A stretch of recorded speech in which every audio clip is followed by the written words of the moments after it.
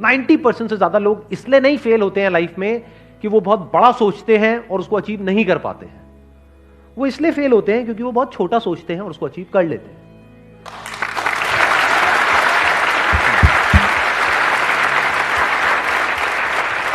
यानी लोग लाइफ में इसलिए नहीं फेल होते हैं कि जैसा मैंने चाहा वैसा नहीं हुआ। 90% लोग इसलिए फेल होते हैं जो आपने चाहा वो हो गया, क्योंकि चाहा ही इतना सा।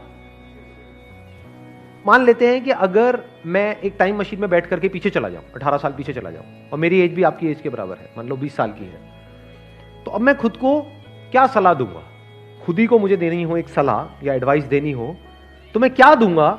और वो एडवाइस ऐसी होनी चाहिए जिसके बाद में जो भी मैं डिसीजंस लूं अगले 18 साल में, वो सारे डिसीजन सही डिसीजंस होने चाहिए।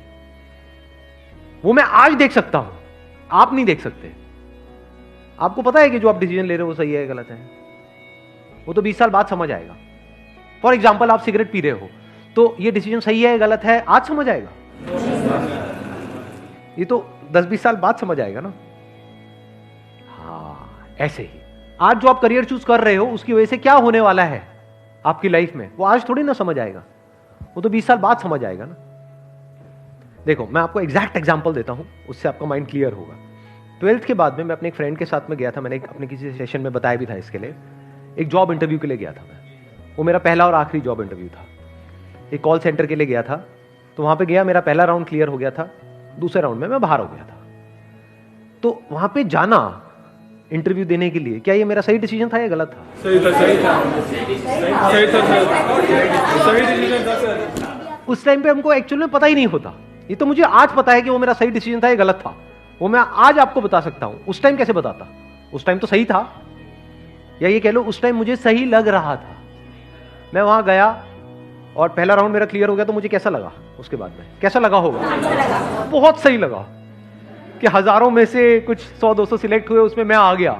दूसरे राउंड में जब बाहर हो गया तब मेरे को कैसा लगा होगा? बहुत गुस्सा आया होगा। लेकिन सोचो, अगर मेरा वो सेकंड राउंड भी क्लियर हो जाता, थर्ड राउंड भी हो जाता, तो उस वक्त मुझे कैसा लगता?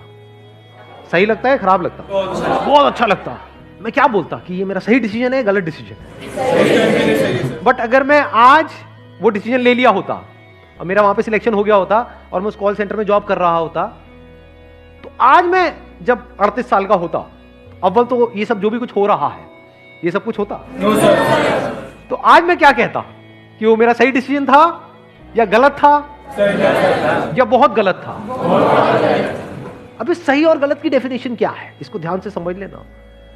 हर एक के अंदर एक पोटेंशियल होता है जो हिडन होता है, जो उस वक्त हमें नहीं पता होता है। क्या उस वक्त मुझे पता था कि मैं ऐसा कुछ करने वाला हूं लाइफ में 18 साल बाद? बिल्कुल भी आइडिया नहीं था, लेकिन पोटेंशियल तो था, तभी तो आज यहां तक पहुंचा। और पोटेंशियल किस में नहीं होता? आप लोगों में पोटेंशियल की कमी है क्या?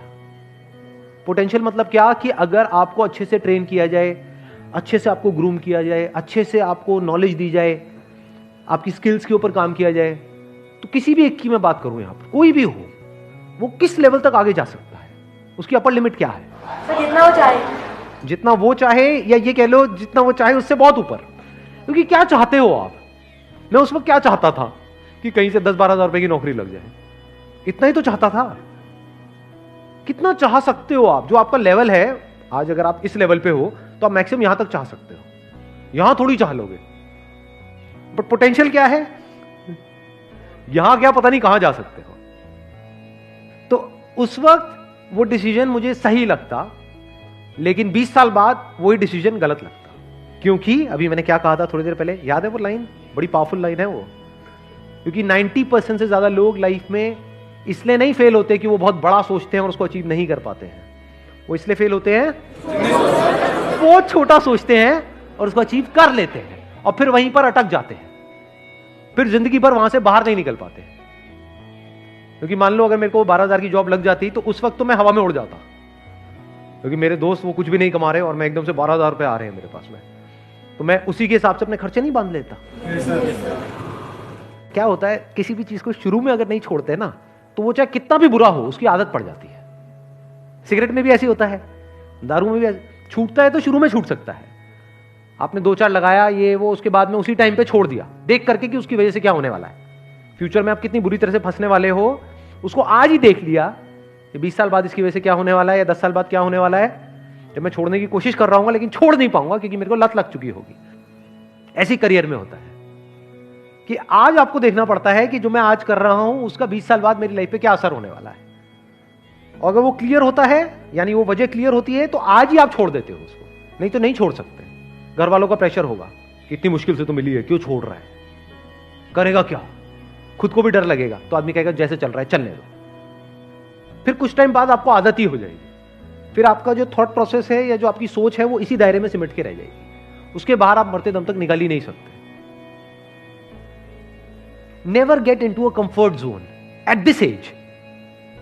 हाँ, कंफर्ट जोन जरूरी है if you are 30 year old, 40 year old, 50 year old, क्योंकि वहां कहां भटकते रहोगे, क्योंकि वहां पे आपके साथ में आपकी वाइफ भी है, बच्चे भी है, पूरी फैमिली है, सब कनेक्टेड।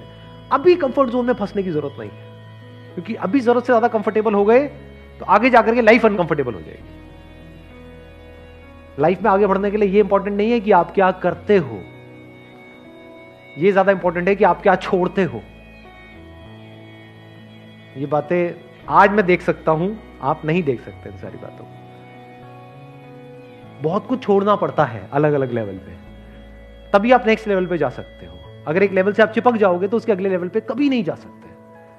तो छोड़ देना होता है ताकि अगले पे जा पाओ, उसको भी छोड़ देना होता है ताकि और अगले पे जा पाओ, तभी नेक्स्ट जंप आ पाता है।